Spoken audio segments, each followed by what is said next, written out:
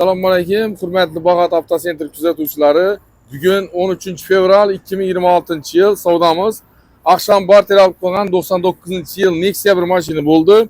Bizani Rahatam Samaradan kuzatadiganlar, yine isboti, gap isboti bilan yine.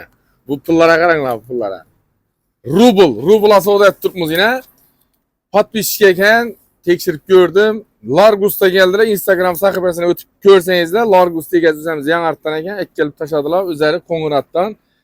Barter'e hesaplap 20 milyon soma avadik. 18 milyon 500'e verdik. 121.700 rubl oldu, doğru mu? Ya buyurun. Ne kadar? Tebrikliyimiz. Rahmet. Bundan amullu maçını alıp otursun, nasip etsin. Amin. Sevgide amatlıyım. Hamisha amatlarını süre versin. Rahmet. Kudayım bereketli maaşım olsun bakalım. İlahim. Olsun simyamda asrap. Kudayım tabız şımıslarınızga. Rahmet.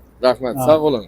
Satkan maşinimiz 99. yıl 4 tane paket bololam koydu yine. Yine hazır koydular.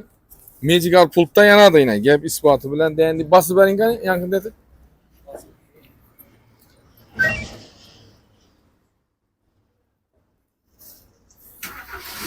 Yine. Pultta yaktılar yine. Bir de pultta yakı iyi dem alıp kızgarına çıkaverdiler. Yine. Bir like'larını basıp verəsizlər. Satıladığım maşınlarınız olsa, bundan ki şimdi bir işini kol vuracakmız. İşe xuda kalasa ekkeseniz de priyama efirde, videoda, şimdi priyama efirde savdalaşamız. Normalni gelişip beraber bolsanızla şöyle savdalaşamız. Şöyle özünde 500 son koyup, 1 son koyup satamız. Tap işindedir, satamız. Bir like'larını basıp verəsizlər, bir rubla basmazsanızda umidliyim bir rubla. Meynetli pul bu, meynetli. Kara minettin pulu de kara minettin. Ana bilmem, hayrını göreyim. Rahmet. Satıladığım maşınlarınızı etkileyenler. Puldan size hayır görün. Rahmet.